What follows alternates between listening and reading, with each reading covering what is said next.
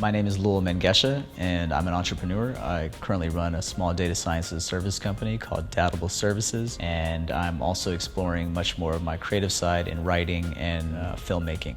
I have always been an entrepreneur since I was a little kid. I've always tried to figure out how to make something from nothing. I was born in Sudan. As an immigrant in the US, I think you have to figure out how to navigate in a world that's not necessarily looking for you, and there aren't maybe resources for you. So at an early age, I started figuring out, like, how do I win? And I felt like entrepreneurship was the best way to do that. Helping people is important to me because I grew up in a very communal family and culture. My family's from Ethiopia, and our family is definitely community-oriented, and everything is about making sure that your community is doing okay, and then the people in your closest family will do well. It's a very shared culture, and I think growing up in the US, you're more focused on individuality, but I still have my upbringing that forces me to think about community first and service, and everybody in my family's been in service, so I try to do it in my own different way. Like many people, I've had a lot of different obstacles to getting to where I'm at. For example, at the University of Washington, despite being really interested in writing, I placed into remedial English courses. I was a great student in high school, but when it came to testing at the college level, I wasn't really prepared for college. So I had to go from not being able to write to then pursuing my own interest in writing. My first book, The Only Black Student, I wrote that more as a response to students I was mentoring in college. There were a group of underclassmen, and I felt that they were struggling on how to navigate. They were smarter than me, but they were not doing as well in navigating. And I think when you're an entrepreneur and you're first gen, you're constantly questioning how to do well in different environments, and you're kind of paving your own way. And I felt that since I had learned how to do that already, it made sense for me to help other students with the same process. I set out to solve this challenge of students of color not doing that well. And I think my life would be a lot different if I was part of white community or majority community, in that it would be a lot easier to navigate. I think a lot of resources in this country are set up to help people that come from families that already have established wealth, or they understand how to navigate systems. But the good thing is, if you are a person of color and you are trying to navigate this country, you end up having a more inclusive experience, and you understand and you're able to empathize more with how different people have to navigate based on the challenges you've had. So I think it makes you a more empathetic person, and I think overall it makes you more successful. For a lot of people, most people aren't willing to go the extra mile to get to this next stage of their goals, but I think that's what entrepreneurship has kind of lent itself to me. It's the ability to keep going.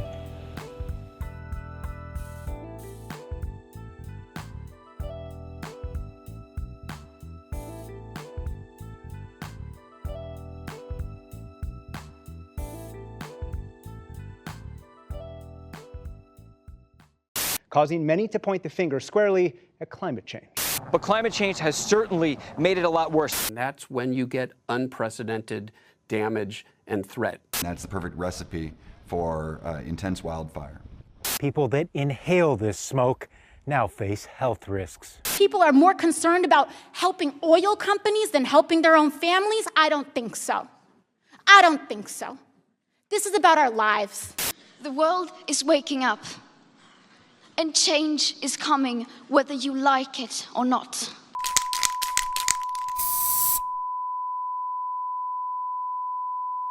Youth-led activism in the movement for climate change is critical. It's important that the youth get engaged and that we listen to the youth, because it was past generations that got us into this mess. And so we need to think in different ways and move towards a better future. And the only people who have the most awareness of that are the youth.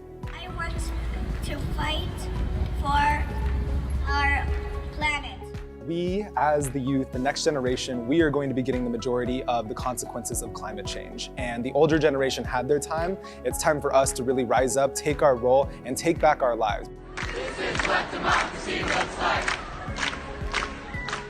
An impact that we want the walkout to have is to attract all people's attention about what's going on about climate change and make a change as soon as possible before it's too late.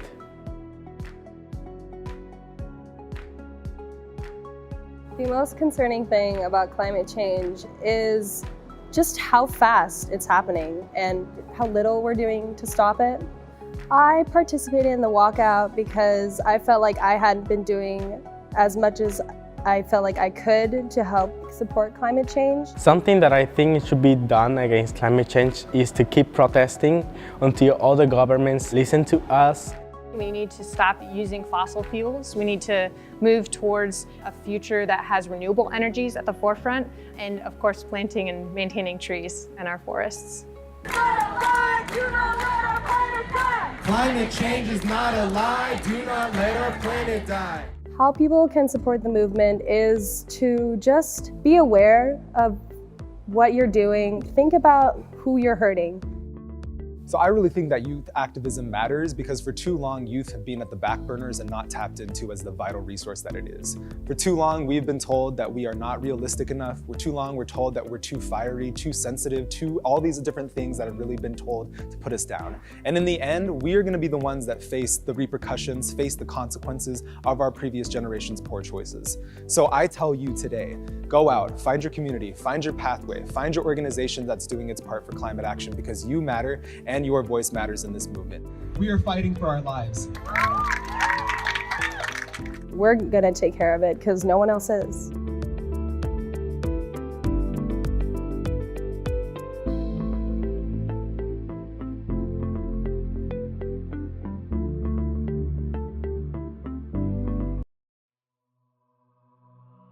In English, Hong Seng means great victory.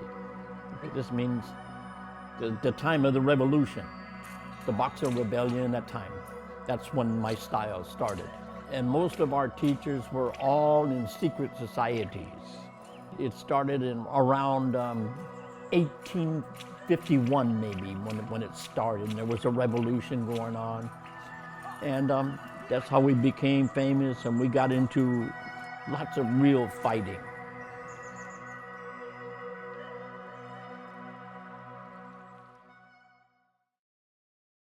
I've been doing this since I was about 13.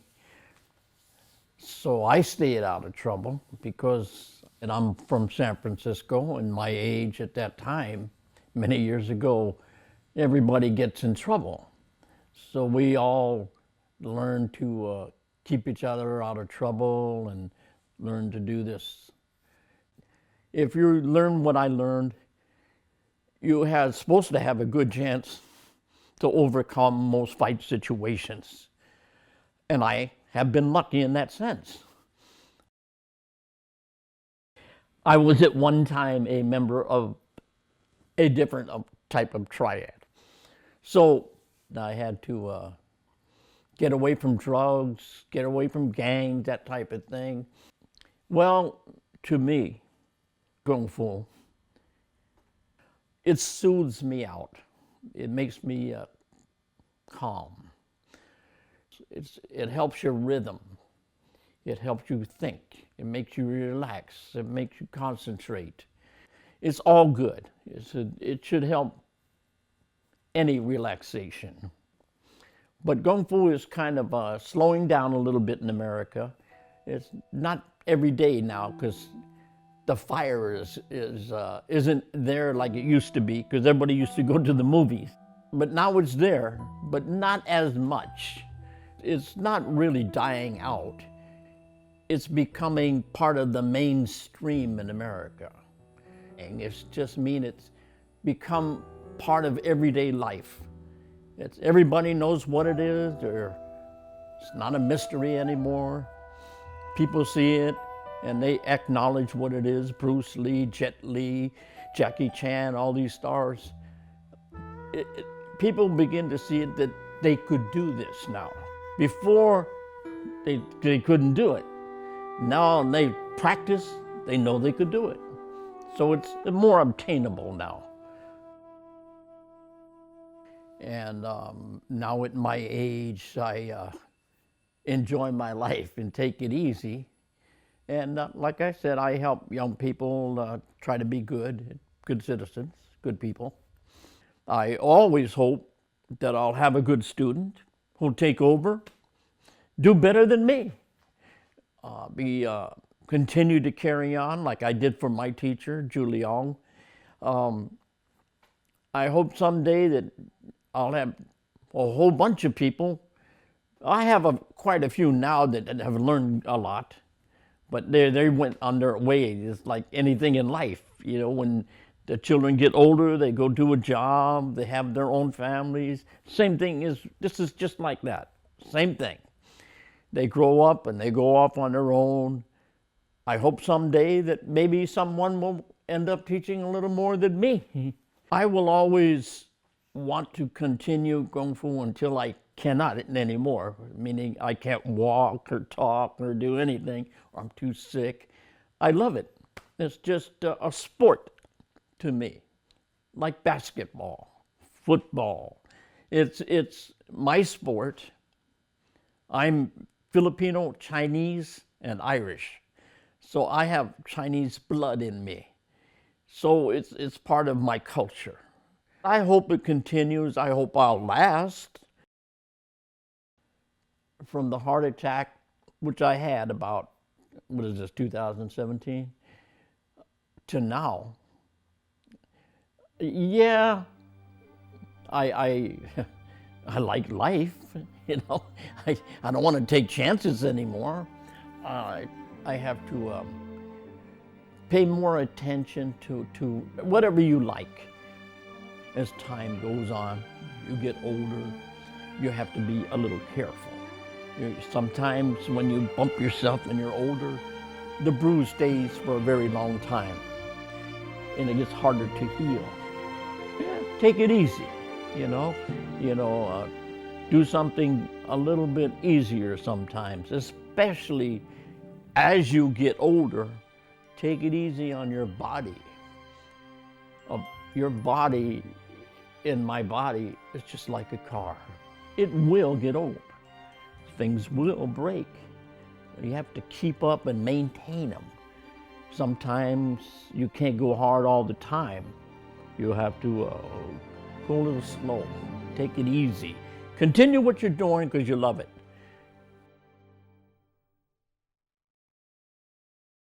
Third culture kids is essentially no culture, no one specific culture. Just embrace everything together.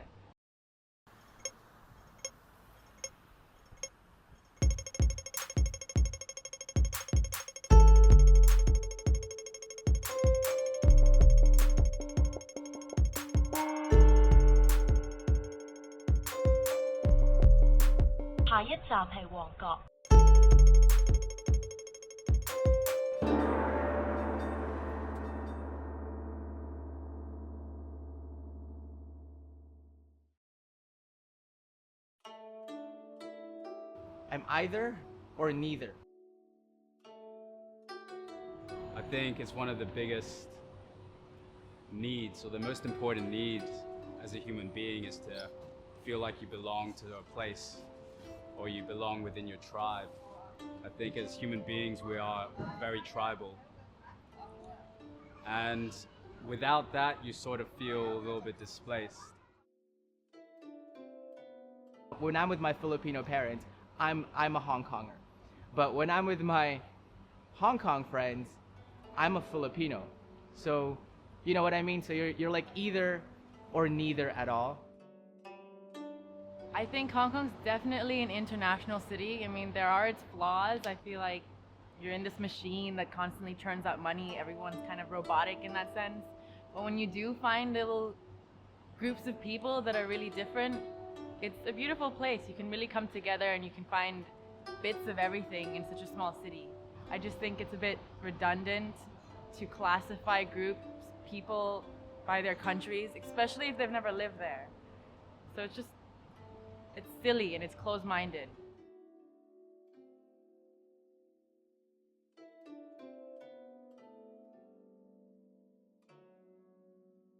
A lot of people think Hong Kong is really tiny.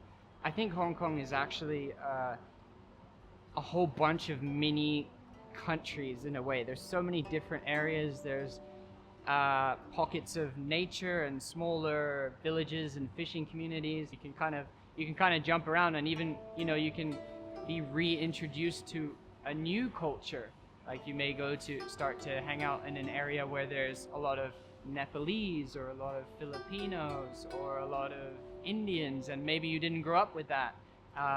And you're just used to whatever your culture is at home, and then obviously Chinese. Where do you call home? Home.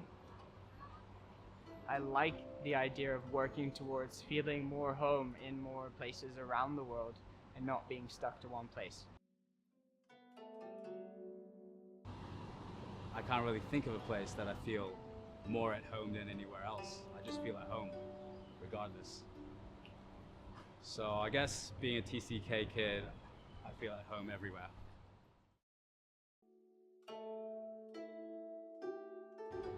Despite everyone saying Hong Kong could be, exhausting to be in as a city, I think people just forget that there are other places there that you can escape to, and there are other people out there too. As a whole, I think, it's what I am, it's what I was born with, I can't change that, but I do like having that about me, and it's something that I continue to pursue as a person. We are not what we look like, so we are this is our vessel, but there's a lot of layers in us, and as you get to know it, you see it. I mean, it's not a comfortable journey. You gotta kind of find yourself, and along the way there's a lot of bumps on the road, but when you get through that initial pain, you come out a lot more powerful, a lot more stronger, a lot more confident in the world. Hong Kong is home.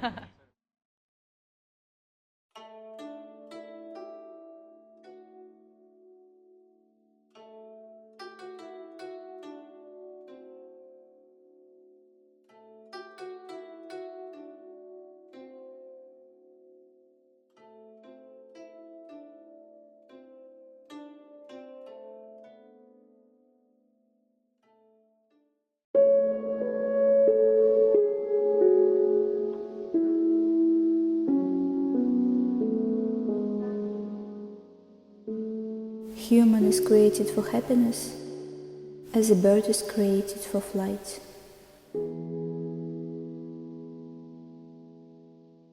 Here we are. Humanity. People. Citizens. Persons.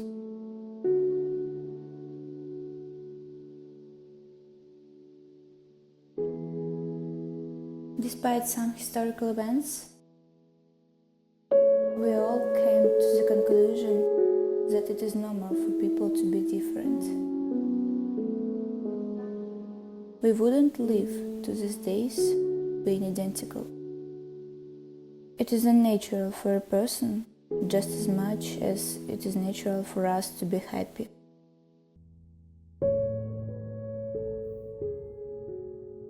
And all of us are running for this. Happiness.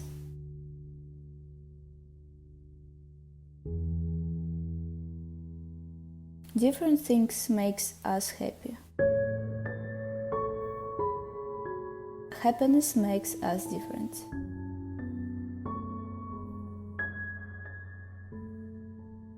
My happiness differs from others' ones, but not always.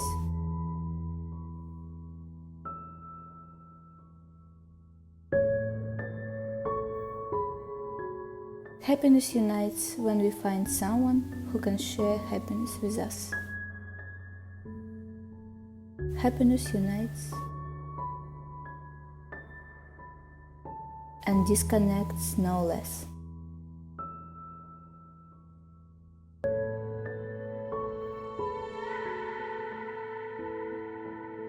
As for me, I don't know, it is always harder to talk about yourself.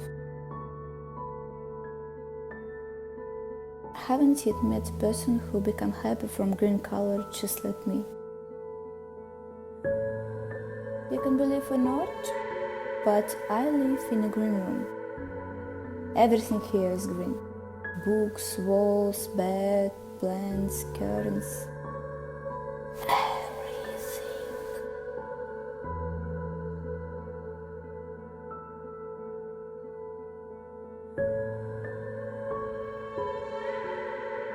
I left to close green curtains and sunny day.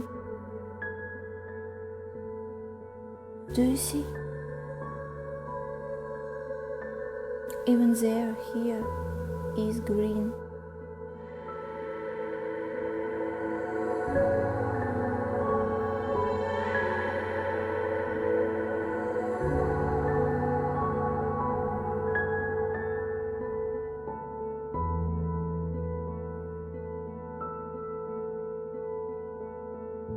So, maybe we were already happy, just haven't guessed about it yet.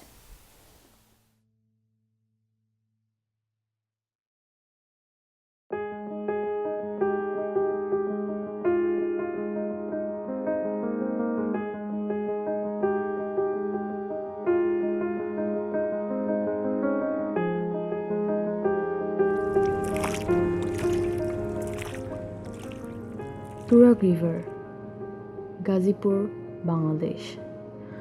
Once a mighty river, dying a slow but obvious death.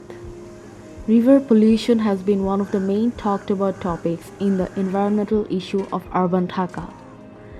There are about 149 tanneries in Hazarabad, which generates about 18,000 liters of liquid and about 115 metric tons solid waste on a daily basis, almost all of which get discharged into the river Turak. Examples of such pollutants include cyanide, zinc, lead, copper, cadmium, and mercury. A huge population is living surrounding this river. Their lifestyle is deeply connected to her. The ecosystem of Turak is ruined and no aquatic life is surviving. But somehow, people are still continuing with their life around this dying river. এটা allergy হয় চুলকানি হয় এমন আছে মনে করো যে ওই যে দাঁত কয় এগুলো ওই পানি থেকে জন্ম নিতেছে তাহলে মনে করো যে এগুলি আমগো অনেক চোখে দেখে আমাকে এগুলি কাজ করতেই হয় কারণ আমাকে তো এমন কোনো সুখ সুবিধা নাই ধরেন মেল কারখানার পানি পচা পানি হয়ে গেছে মাছ পাওয়া যায় না তে অনেক মানুষ তো গোসল করতে পারে না গন্ধ কয় আগে নদী খুব ভালো ছিল আমরা এই নদীর পানি নাস্তা খাইয়া পানি খেয়েছি এরপরে এই কারখানা নানান রকমের আবর্জনা ফেলাইয়া এরপরে কালো পানি খাইয়া এরপরে এই গাঙ্গের পানি এমন খারাপ হয়েছে মুখ দর্বণ করে কোনো অভিজ্ঞতা নাই আমি পরে 35 বছর ফেলাই এই জায়গা ফেলাই কিন্তু পানি এরকম আসছিল না এখন বর্তমানে পানি দিয়ে অবস্থা না পানির থেকে গন্ধ আসে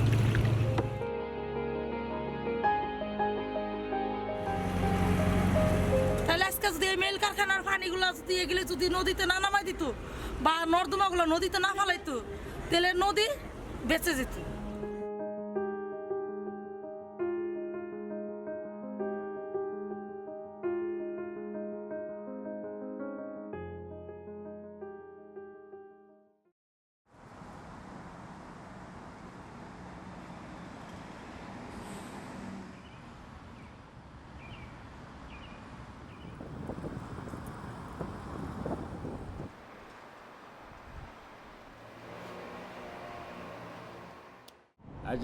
I would just thank God that I'm out here because by moving around, because I'm trying to get my own. I want to have my own like everybody else. I want to start fresh.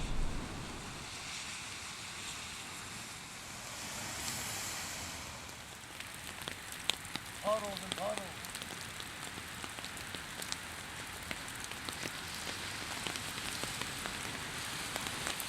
And then you got the 10th floor, but as you see right here, it's all wet.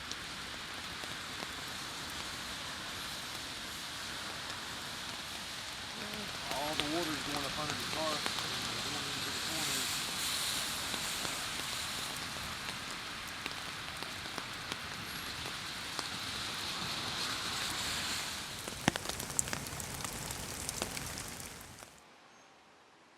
but DC is my home. I've been here all my life, and it's nice, beautiful city. You know, like just trying to get out this homeless situation, and I hope these programs that working with me get me going.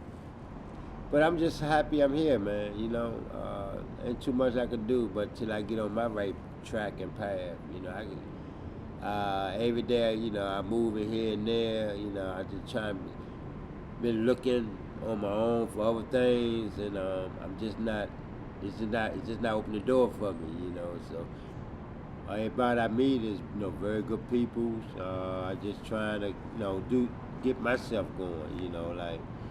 Because I've been out here all my life, almost. You know, I've been homeless like 9 years, and it's rough, to hard to live out here. Bring no soda, bring a little baby-ass bottle again, like these fucking kids out here. Some shit.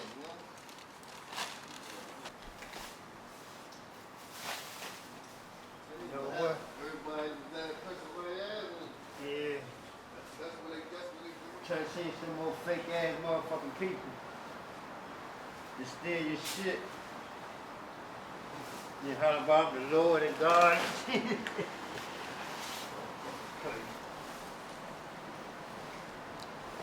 There's been enough heat right here for me.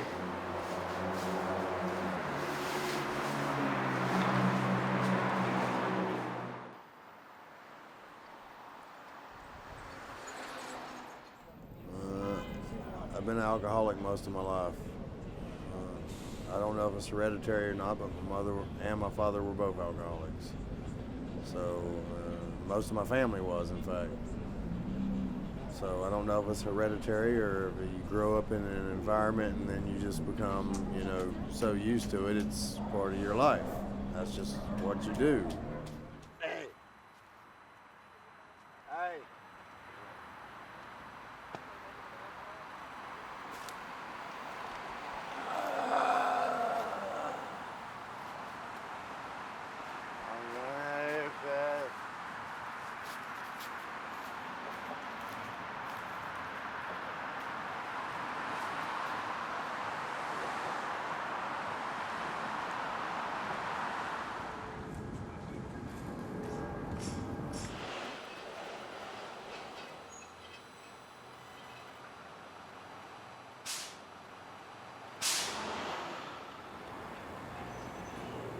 I am setting a horrible example.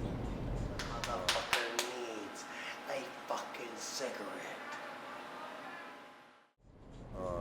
Living out here in a carefree lifestyle could be a wonderful experience, and I would advocate for that. Well, surviving day to day is the problem that I'm having with myself right now.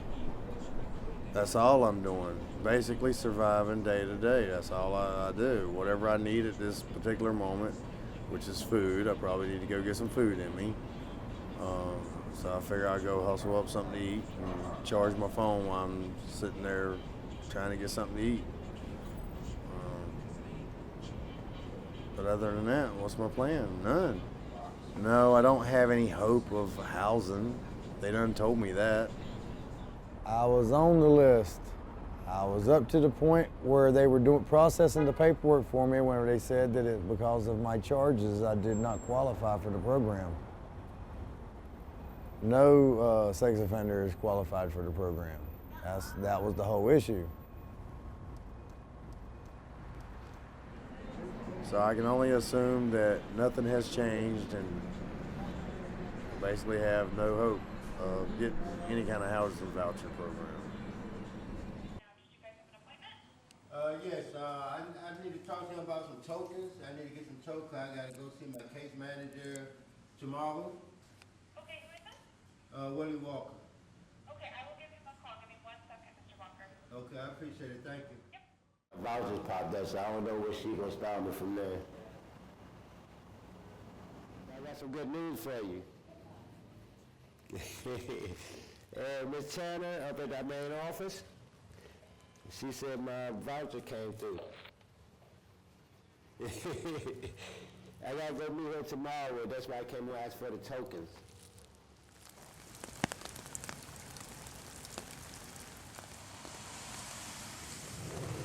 course, everybody would love a home to be warm, but that's just not possible.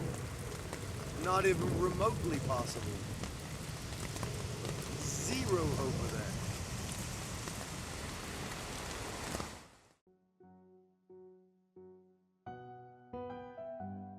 So what all did you get for the furniture in your house? I just got a living room, a table, and a bed, and a dresser. That's nice. So the Yeah, case that's what most of all the people. Yeah, that's what most of the people get. You know, when you're in a housing program. You know, and living out of a backpack ain't much, you know. So again, it's all about creating a stable environment. That's what I really need.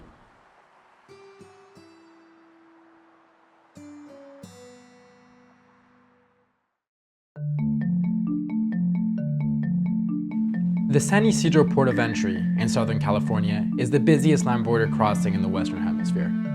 Last year, according to the US Bureau of Transportation, roughly 14.9 million vehicles, as well as 1.6 billion worth of goods, cross back and forth every day.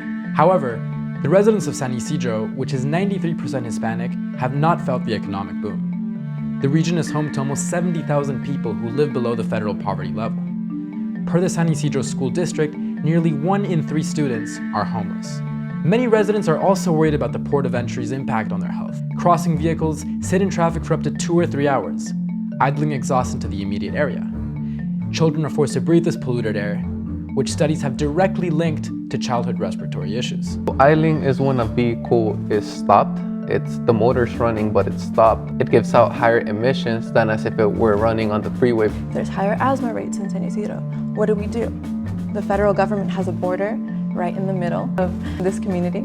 Last year, a major expansion of the crossing was finally completed, which will increase vehicle traffic at an estimated 87% by 2030. So since the border expansion plan actually came out back in the mid-2000s, the community had a lot of concern of what it would bring to San Ysidro, air pollution-wise, traffic-wise, different impacts. The federal government claims the expansion will present no negative health and safety risks to children. But despite this, residents are not convinced. For example, Miguel Cornejo, a local farm owner, can attest to the visible impact of air pollution. The visual evidence points towards a clear case of environmental injustice towards the residents of San Ysidro. We're involved in projects in Tijuana that have air monitoring projects, and then also in San Ysidro thinking about how the air quality is really, really horrible here, and we're in the top 25 census tracts for the state of California. Taking matters into their own hands, Casa Familiar recently obtained funding from Cal EPA to conduct their own air pollution study. Casa Familiar was one of the few key players in the room discussing environmental justice issues and bringing those to the table in general. Those weren't on the mind of people who were in the Department of Homeland Security. For now, Casa Familiar is focused on taking steps to mitigate the environmental damage on the community. This is the best moment now to act. So then you start installing, for example, this is like a dream, but like you start installing air quality and filtration systems in the schools so the kids don't have poor indoor air quality. You make sure that the kids don't go outside when there's a fire burning, because if you have asthma, that will exacerbate your asthma. And so it's about connecting the environment to the health and wellness of the community, which is already the core mission of Casa Familiar.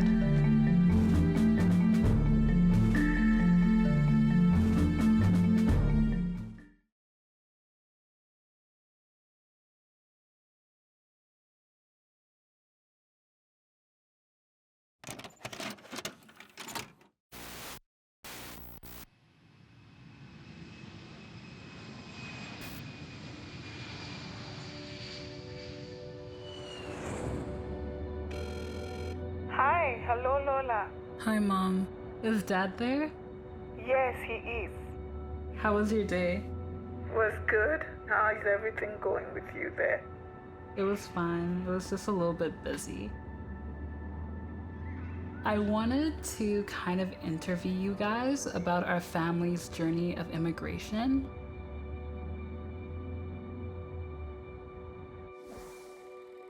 Could you guys tell me anything that you remember about St. Lucia? St. Lucia is a nice tourist island. I'm not sure if you can remember. I remember the little things. I remember how green it was. I remember the beaches, the sand. I remember how it felt. From Nigeria to Ghana to St. Lucia, our goal was to find a place to immigrate and settle. Yeah, like, I also knew that it wasn't a permanent place for us.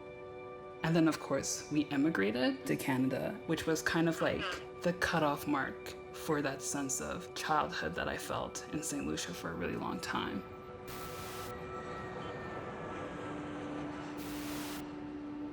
The flight was long, it's about 6 to 7 hours, but also gave me time really to reflect on what we were leaving behind and also what we're looking forward to. I remember how cold it was also. Like my body temperature immediately just changed, like while we were like flying. Also, I remember how big the airport was, especially compared to St. Lucia, and how Toronto was just immediately bigger. It was just like a really surreal experience.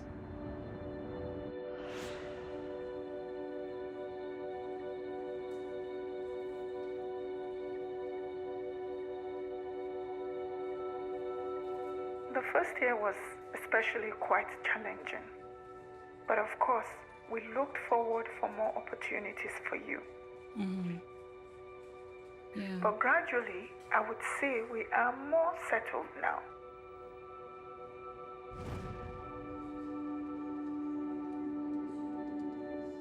It did take me a long time to have a sense of core identity. I felt like there was a necessity for me to belong in this environment, whether to belong with a predominantly white culture or with a removal of my Black identity.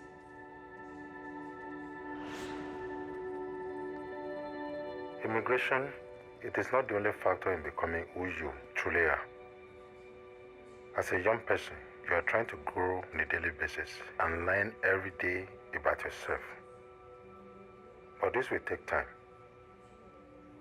And that is a process that everyone, whether you're an immigrant or not, has to go through.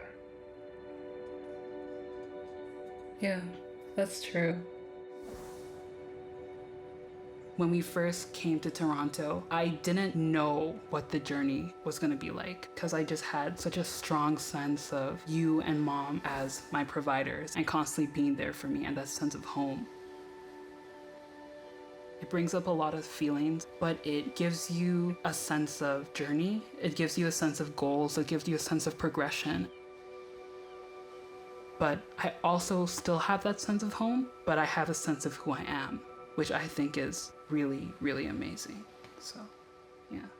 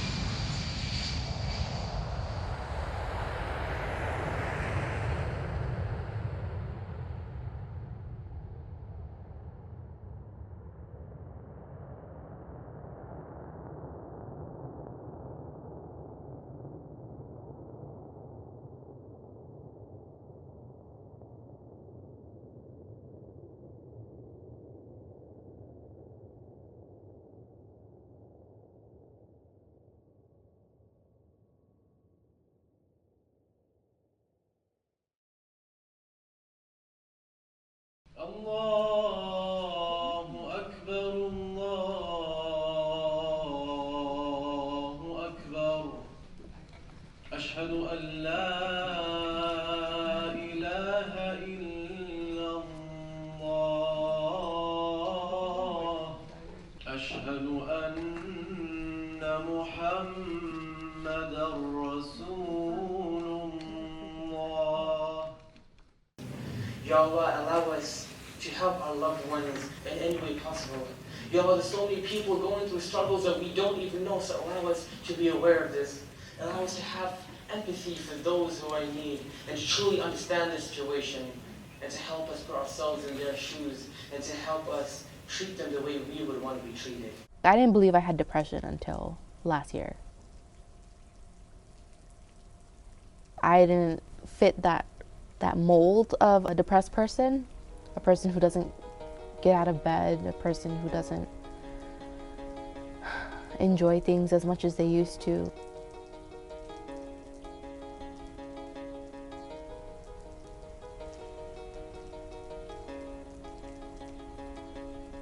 You know, like when I die, how does it feel to die? I have a lot of intrusive thoughts. It can be really, really debilitating at times. They scare me a lot. I feel a lot of shame just even thinking about telling someone my thoughts because they're just so obscene. My mind will start racing. Like I'll start thinking about the craziest things I could do with a scissor or with a knife. It's a lot to carry.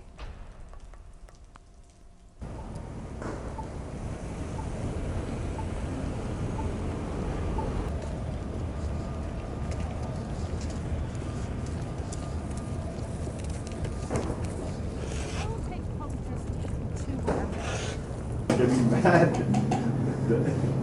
Everyone's like, I was gonna put that down. So you can only play like, I know, but trust me, if it's in my room, that's that. Out of time.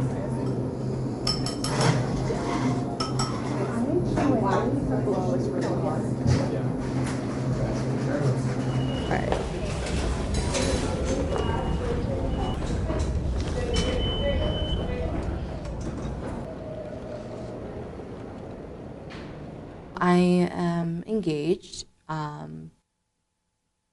I will be getting married in July. I've been with this person for a while. We've planned everything, booked the venue. Now we're just waiting. This is for you.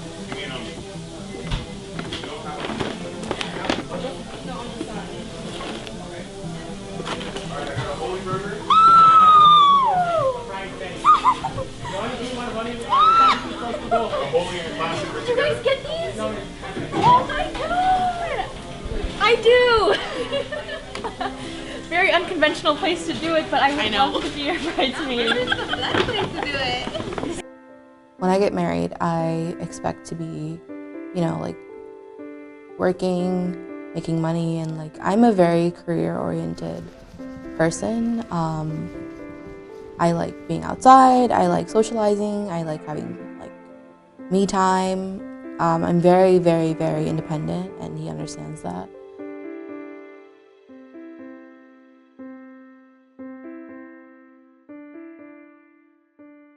I don't really go to him for support because I don't really go to like non-professionals like at all. Like I said, like I don't go to my friends either, like unless it's like I have like no other resources. As a Muslim, we should not fear death. We should only fear Allah. And that's what kind of messes me up because I'm scared. Like, I know I'm Muslim, I know I believe in an afterlife, but it's like, I can't imagine. I can't even like process it.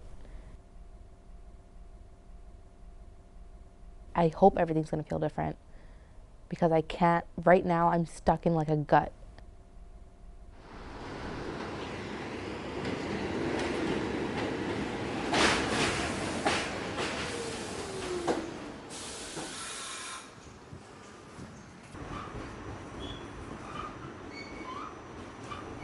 We have decided to not proceed with my marriage. Honestly, it really deteriorated my mental health. Like, I deteriorated my own sanity for this person. I figured he's like the #1 reason I went to therapy is because of him, and just the fact that I don't have control over my own life. But it's okay. Who's talking? I don't think your struggle with mental health just goes away. But I do think that as long as you have a support system, you can decrease the impact of it. And being Muslim helps me feel like I'm not alone at the end of the day. God is someone who's seeing your struggles all the time, who knows everything about you because he created you. Like, that is what I believe. And having gone to therapy helped me really understand that I can't do it myself. Like, I need help. I've learned to realize that it's perfectly fine to seek help and realize that you're not alone.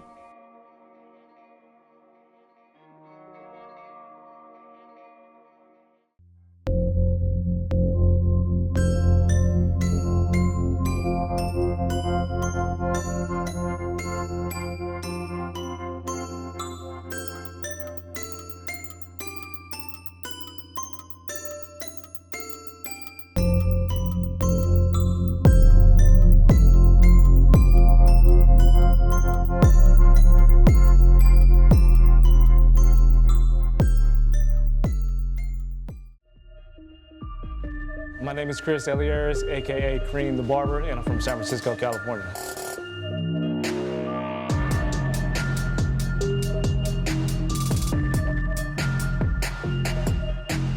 I chose this location because I grew up here. I grew up right off of 3rd Street, right off of San Bruno Ave in Portola. I used to walk up and down here with my mom when I was a kid. When it came down to searching for a place for me to open up a shop, I saw a space down the street.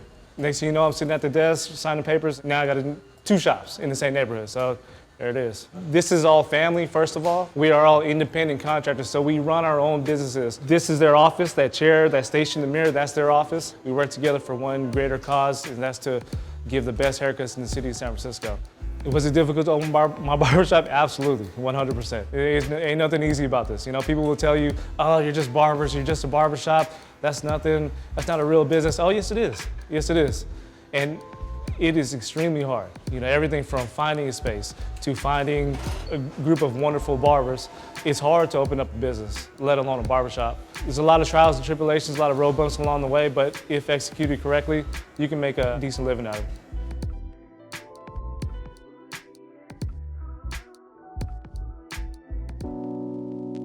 I would say the biggest sacrifice that I made, the time spent away from my kids. You know, going back to the question, like opening up a barbershop is not easy, you know? You gotta make a lot of sacrifices happen, and one of them was the time that you have to spend away from your kids and your family to make it happen. But it's all for the greater purpose, and that's to provide for them, you know? And if I could change it, I would never do it. Yes, I spent, you know, a good amount of time away from them, but then I know it's only because I'm gonna spend a lot more in the future, and I wouldn't wanna change it no matter what. I hope to inspire the youth, not only just the youth in our community, but the youth in our barber industry by doing stuff like this. You know, reaching out to the community, setting out that next wave for the next set of barbers, and seeing the growth of, like, you know, these guys here and doing something great for this community. That's what really motivates me. I'm at the point in my career now where I'm very proud of what I've accomplished in my career, but I wouldn't be able to do it without the youth. That really motivates me, and it motivates us to do better. Keep giving back. As far as the barber community, I've done a ton of education in the past too, and I want to continue to do that because let's just say my client can't see me for whatever reason, I'm out of town, then I know I could feel comfortable with them seeing any one of my barbers in here because of the fact that we work together, we learn from each other. We may not do a formal class all the time, but then the fact that we are sitting here next to each other, working with one another, looking at how we cut hair, we feed off that. And we learn from each other and we grow together, and that's what really motivates me to give back to the youth. I love the art of cutting hair. There's nothing I'd rather do. It's just fun. And when something's fun, you just look forward to waking up every day, coming to work, making money, and giving back to the community. As long as these hands are working, then I'm gonna continue cutting, for sure.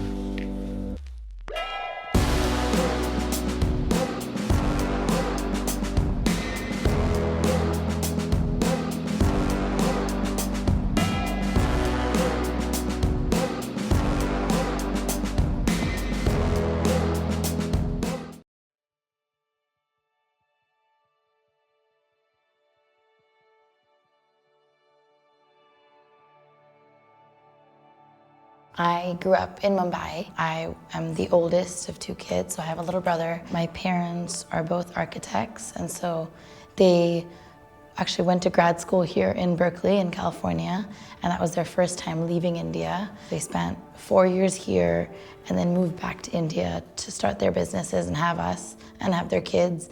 So I grew up really hearing about Berkeley in California as like the promised land where like feminism was at its peak. And so grew up really knowing that I wanted to one day come to California, but also grew up in a very mixed religious caste and ethnicity family. So there was food from lots of different cultures all the time. And given that my parents were architects and had specifically moved back to India to be a part of the development of India, it was a very like values-driven childhood. You're being given this incredible education, you have a lot of privilege as an Indian, and what are you gonna do with that? And how are you gonna use that to actually contribute to India? So I would say that that has then informed a lot of my life, and now my work is what am I gonna do for my country? I don't think I knew the first thing about starting a business or necessarily wanted to. It was more seeing that there was a problem, and working in the food industry, the problem was recognizing that the spice trade hadn't changed since the 1800s, and there wasn't anybody willing to actually change that system for the benefit of farmers, for the benefit of consumers, and for the benefit of the earth, most importantly. So starting the business was more realizing that I could create a solution to this problem by selling spices a different way and kind of creating a market for them to be grown differently and marketed differently. So I think just necessity and realizing that nobody else would do it is what really inspired me to start a business. I think about giving up all the time, every day. My partner will often say to me, you know, you can quit now. And the answer is always like, no, I'm not quitting. I was an athlete before I was a business owner, and I think sports really teaches you to push past your limits and teaches you work ethic, teaches you discipline. A lot of the grit that I have comes from being an athlete, and I wish that every business owner knew what that felt like. I think it would help business at large if everybody came from an athletic background. I think the biggest one that keeps me going is knowing that there's people whose livelihoods now depend on this idea. There's farmers and their families across India now for whom I'm their sole buyer. So if I were to close down, that's a lot of people's lives that are affected. A lot of people who've taken a risk on me, who invested in me when they really didn't have to.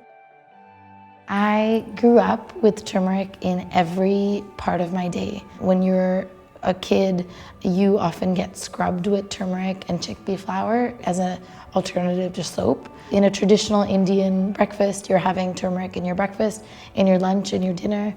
When you die, your body is cleansed with turmeric. So having grown up in India, my whole life was consumed by turmeric in some form. And when I realized that there was this huge demand for it in America, I really wanted to bring that cultural context and that depth of the history of this spice to the United States so that yes, people can put turmeric in their turmeric lattes and get their dose of woo-woo wellness, but that they also know where it comes from and who it comes from. I love the history of the spice because it's ultimately the history of where I come from.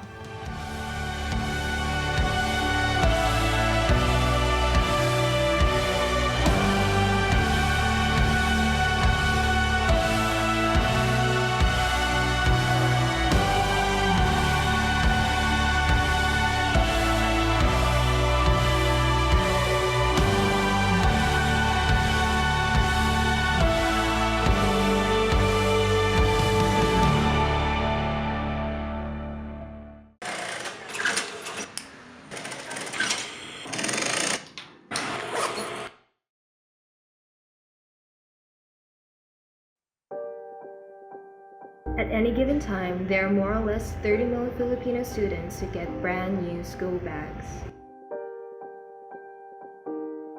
After a year, almost all of these bags are either being disposed or going straight to thrift stores. Imagine the pollution created by the production of each of these bags, the water resources used, the waste from excess materials, and the carbon footprint from shipping. This cycle is repeated yearly. Second only to the oil industry, the fashion industry is the most destructive force in the planet. Bags contribute a lot to this destruction.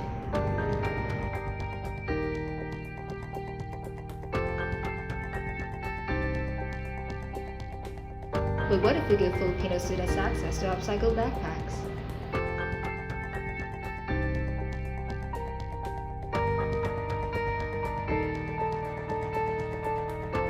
One company that takes this sort of philosophy to heart is Taklo, a Manila-based backpack maker. The business employs the disaster survivors and disabled individuals to create stylish, upcycled bags made from repurposed vintage clothing.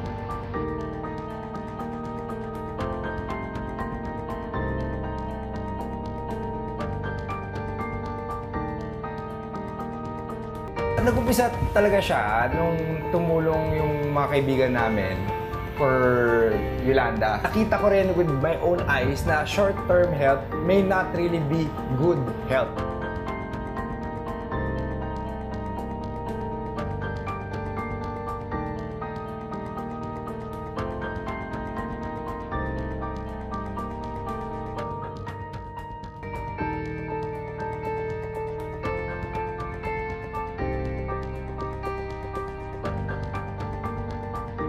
In its current scale by capacity, it's less a company than a philosophy. After doing a response towards sustainable recovery for disaster survivors, they are now responding to responsible and sustainable consumption by innovating the first world concept of upcycling. Giving pre-loved or second-hand clothes a second chance to life can maximize its full potential to be the most sustainable backpack in the planet.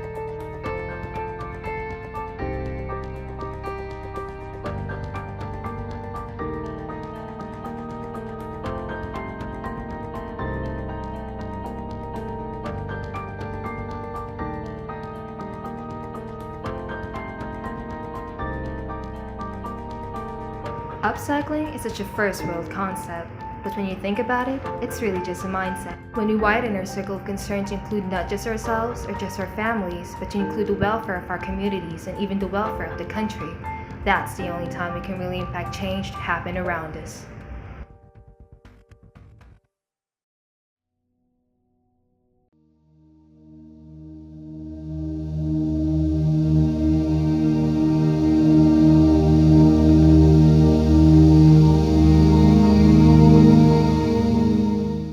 Every story has a beginning.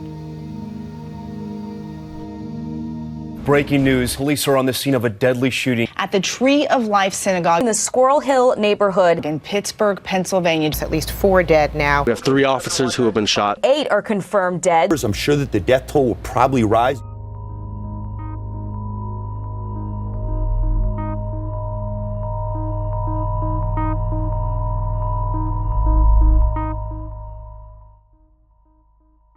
Our nation was once again struck by violence, a violence that was formed by division and motivated by hate. 3 days later, President Trump visited the synagogue, and just blocks away, thousands of people gathered to protest. President Trump, you are not welcome in Pittsburgh until you stop targeting and endangering all minorities. How can we fight division in a country that is divided? Racially divided, politically divided, generationally divided,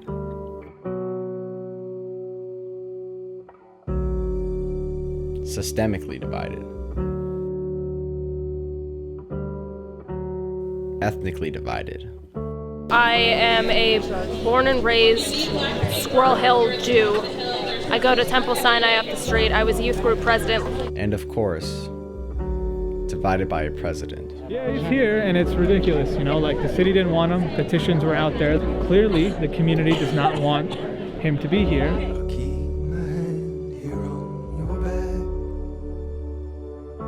I just needed to do something, and this is what I can do. What can we do if we're all divided? Our communities are in deep grief, but we draw from a well of deep strength and unwavering resolve to build the world as it should be.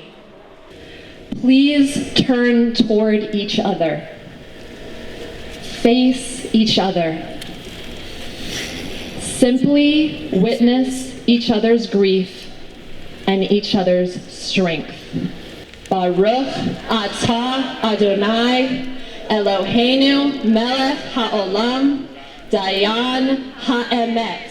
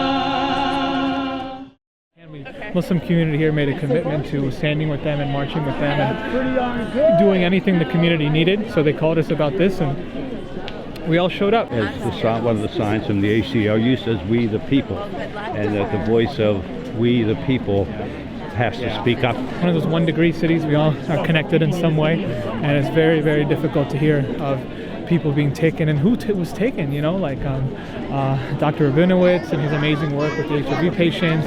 Dr. Rabinowitz was my father's doctor. I was born in Pittsburgh and grew up in Squirrel Hill. My family belonged to Tree of Life, and both of my sisters celebrated their bat mitzvahs there. I'm telling this story because this is part of my story. This is my city, my community, and my synagogue. A beautiful way, coming together.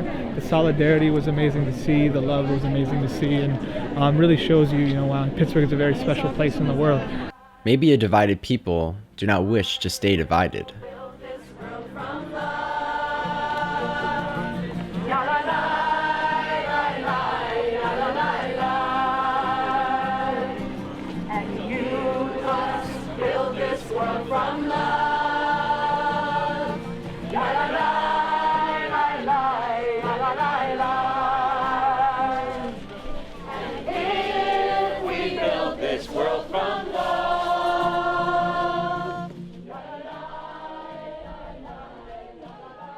Perhaps the first way to pursuing unity is through the one universal language, song.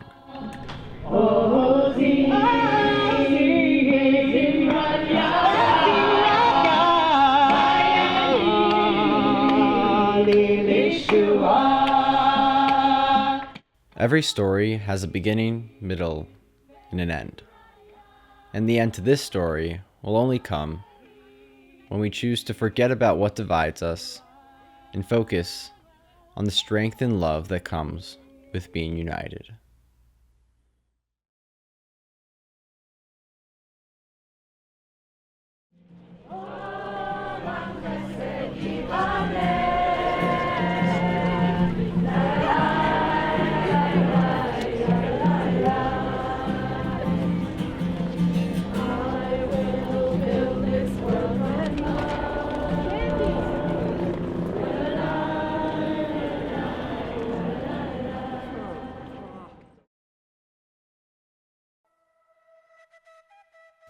To be a woman means to be a woman is powerful and inspiring. Woman is beautiful. Being a woman, it's art.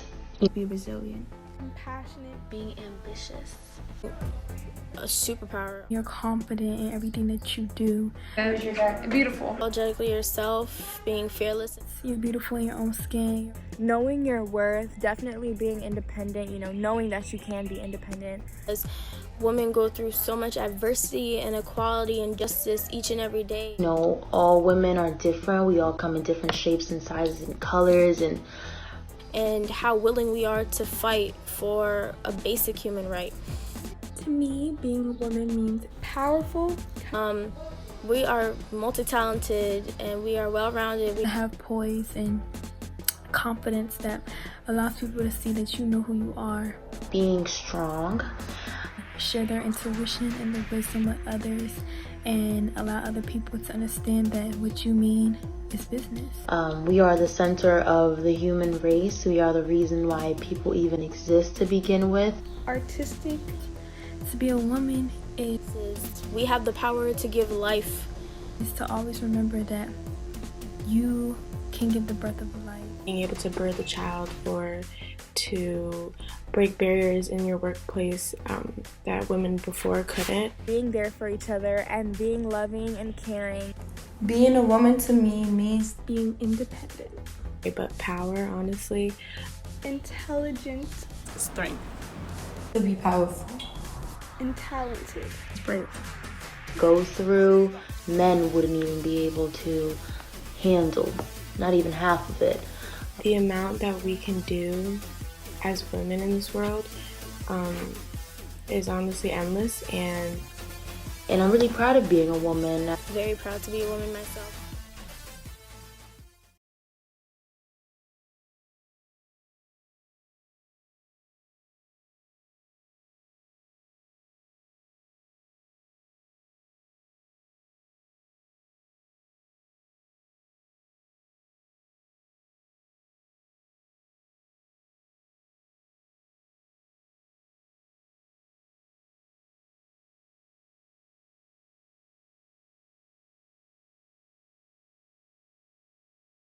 My name was George, and I lived in Sicily, and it was like this when I was young. It was nice being studying here. I like to go on a computer, write stuff, read books.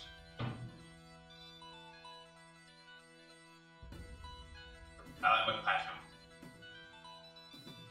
I get easy beats. Easier. But it was like relaxing. We've been honest. Drawing others. No. That the U.S. government sounds very nice. My name is Mark. What I like in school, that I'm learning the same thing. I'm having a good time learning things, and I'm going to the proms in Miami. That went so great. I like to work on the computer. Fantastic. I like the class. I like the class how it looks. A's and B's. Hard. Really hard. I get confused when I ask for help. Like a police officer.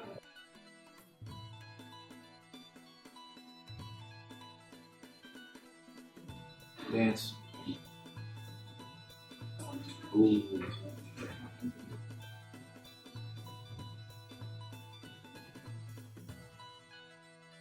Yes, sir. I don't know. Yeah, it was the same thing. Good morning. My name is Sarah McDaniel. I'm in the 11th grade. My school year is going very good, and wasn't feel like to be a student because I learn new things every day.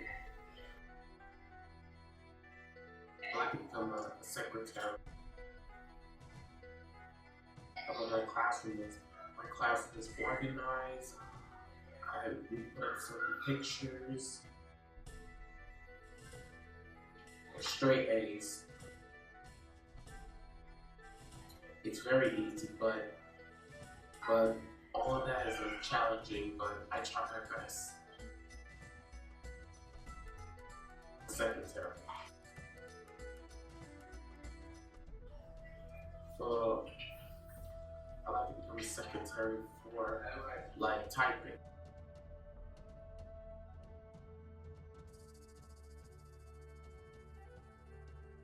No, I don't. My name is Michael Sen. My name in school is C. Tyson High School. And my food is, I have a lovely teacher named Miss G. She's very nice and she doesn't get us to.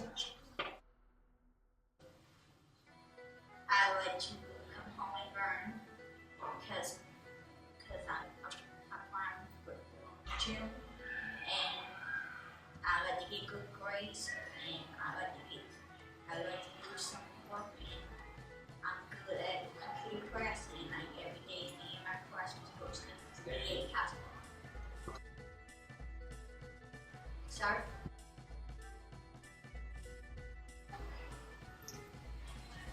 I like how it looked, but it's very beautiful, and I have a nice teacher named Miss G. A's, B's. Easy. Some things I do is kind of hard. Everything else is easy. A chef.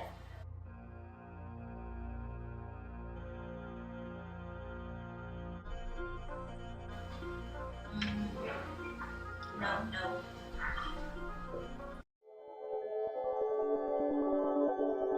Suicide is currently the second leading cause of death for children and young people between the ages of 10 and 24. Each day in our nation, there are an average of over 5,400 suicide attempts by young people grades 7 to 12. What suicide is to me is when that person is in a state where they can't just handle all the pressure they've been going through in their lives, and then they believe that to get out of it, suicide is the answer to it, but it's not actually. Right now, Adele is saying, if you're facing a situation, have somebody know about it, but who knows if they actually do understand you. Teachers should help students dealing with suicide by looking at the warning signs. If their mood changes, their attitude changes, they become more aggressive. So just paying attention to their attitude in class to know that they're dealing with suicide. Also, always referring them to the professional on campus, like our social worker, a psychologist, or the person in charge of the crisis counselor. I guess the main point is for teachers to know what are our resources on campus so that we can help students with all the support services that they have. I deal more with the social emotional needs of the students on campus. So my job is to conduct a risk assessment, gauge where they're at, and then act accordingly. It's all about hearing their story and figuring out where they're at and figuring out, okay, what supports do they need? So everything is bringing up a game plan for that. I'm here with the counselors. I work really closely with the counselors, with the family liaison that we have here so that we could work with the family, and then our school psychologist, obviously, and with our administration team. So you can find me in the counseling center, and I have an open door policy.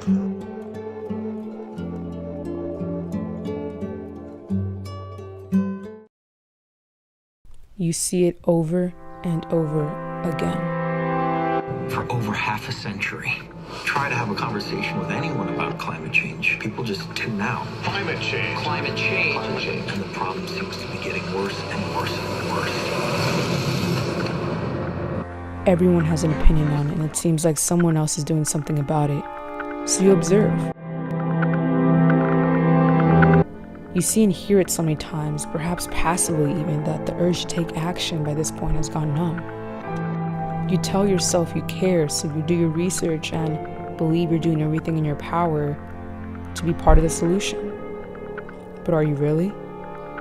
Searching online and listening to the radio and talking to your friends about it making progress?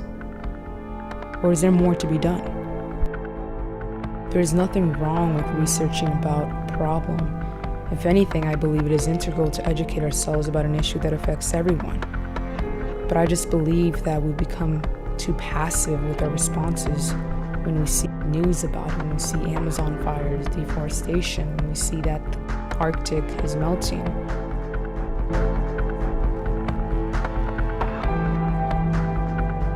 I've learned about this issue and everything that contributes to the problem, the more I realize how much I don't know. Oh my God! Look at how violent that is! Paradise that has been degraded and destroyed. We're knowingly doing this. I believe one of the reasons why we might just not take action is because we don't see it firsthand. We hear it so much that it feels like a buzzword, but it is far from it. Climate change is a real and serious issue. I still don't believe in climate change. Why do you think there is such opposition about the science? I think it's politics. People are so arrogant to think they can change climate. But isn't the climate always changing? What exactly is climate change? Why should we care? But the thing is, it can also be something we see every day in the future if we don't do something about it now. We have to use our imagination a little bit. We have to be optimistic in order for things to change. And while yes, there are other problems to be resolved, there's not a more pressing issue when it concerns the world we all share and live in. Are we just going to sit back and consume all this information? Are we doing anything about it besides saying, I agree? Remember, it's not one person that changes the course of history. That one person might represent an accumulation of people, but it's up to the masses to solve something like climate change. The real question is, will you do your part?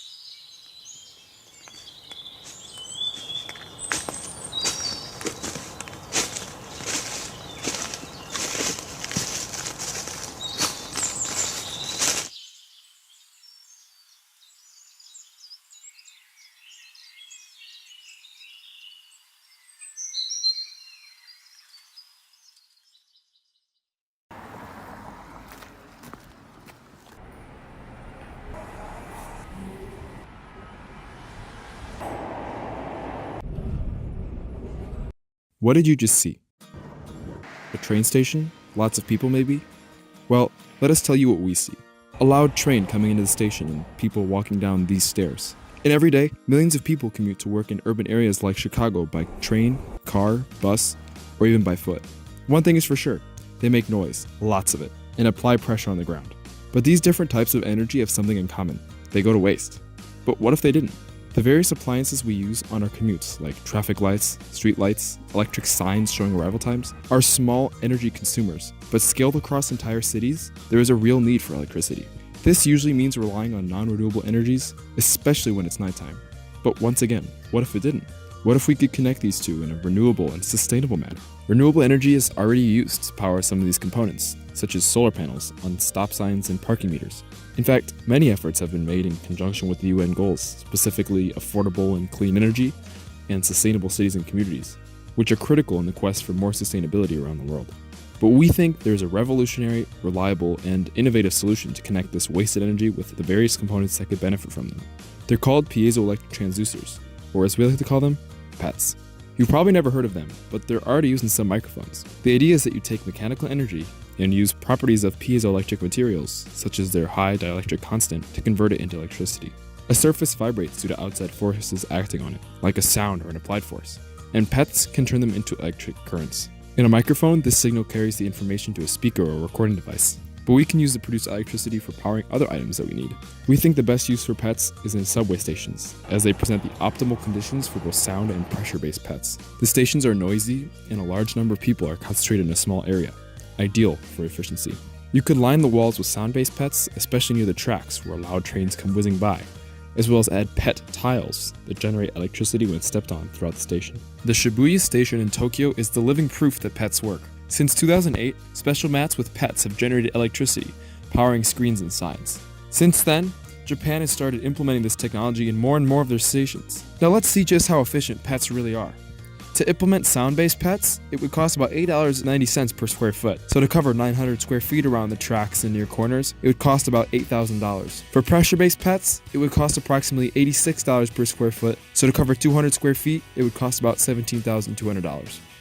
This would generate about 100 watts during rush hours, making it a highly valuable process by which we can essentially gain back wasted energy, and thus power screens, for instance, throughout the day. Paired with batteries to store excess energy, they can be powered for even longer. Despite all this, train stations are just the start. Anywhere there are sound and vibrations, pets can produce electricity. Imagine highways on which thousands of cars drive every day. Here, the vibrations on the road would create even more energy during rush hours. It doesn't stop there. Lobbies of buildings where streams of people constantly enter and exit. Airports filled with loads of people, and of course landing strips with high numbers of airplanes flying regularly throughout the day. Another great place to implement pets is in schools. They have great conditions for pet efficiency, with lots of noisy students and a high density of people. This would allow schools to add renewable energy to their mix, as well as provide an opportunity to teach students about an innovative and renewable energy source. Pets can easily be added anywhere, either in the ground to use the vibrations or on the walls catching sound waves. In conclusion, pets have the potential to create a positive impact on the world. It would allow us to reuse lost energy, making our world greener and more sustainable. This is reflected when we take a closer look at the specific criteria under UN Sustainability Goals numbers 7 and 11. Pets can increase the share of renewable energy in the global energy mix, as well as contribute to an improvement in energy efficiency and clean energy technology. Additionally, we've contributed to sustainable transportation systems. However, this technology alone will not solve all our energy needs. To truly begin satisfying our energy needs in a sustainable way, there needs to be widespread and innovative use of pets and other renewable solutions around the globe.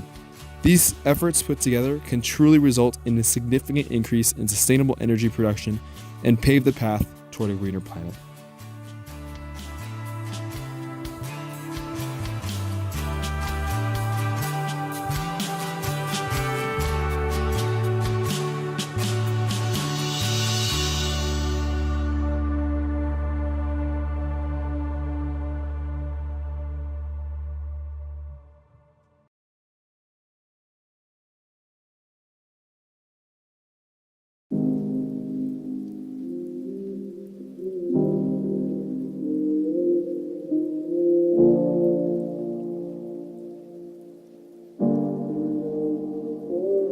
Raspa beats.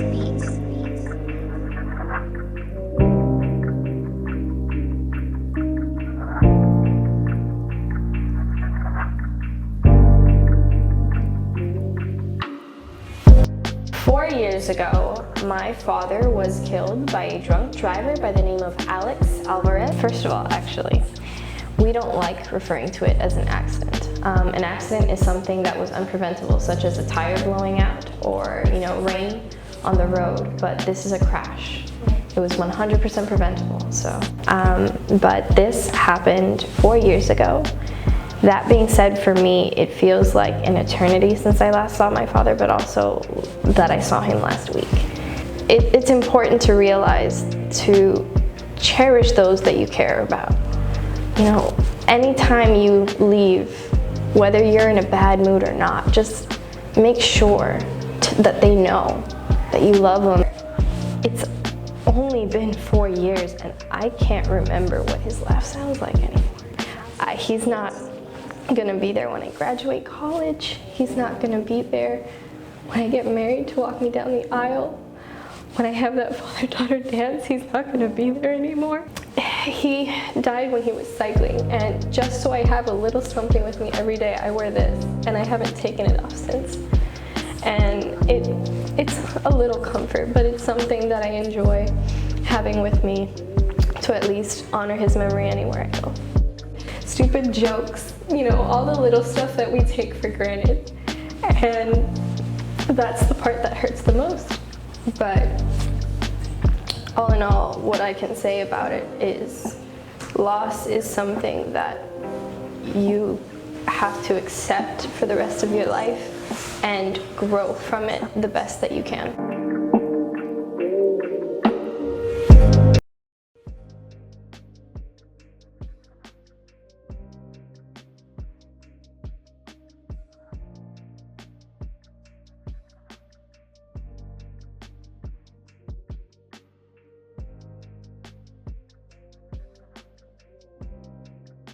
School doesn't really feel the same without them. I was flabbergasted. I couldn't believe that going back to school, it was just horrible. Like, you were passing by some of their favorite teachers and they were just so sad. You could see it in their faces. The teacher like literally broke down crying and stuff, and it was so horrible because you couldn't pass through the hallways of school without seeing a Vishka.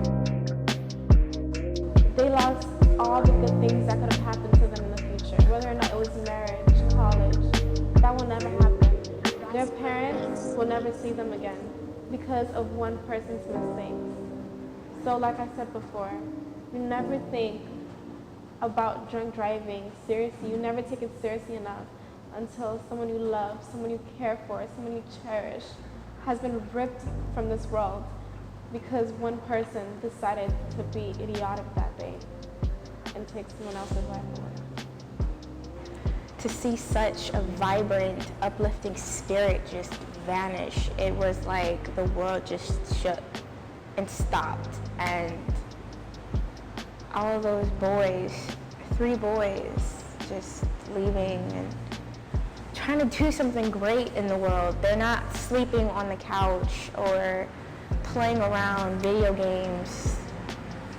They were actually trying to do something productive, and they died because someone decided that going into a car drunk early in the morning to God knows where, striking 3 boys and leaving with just minimal scars. It was horrible.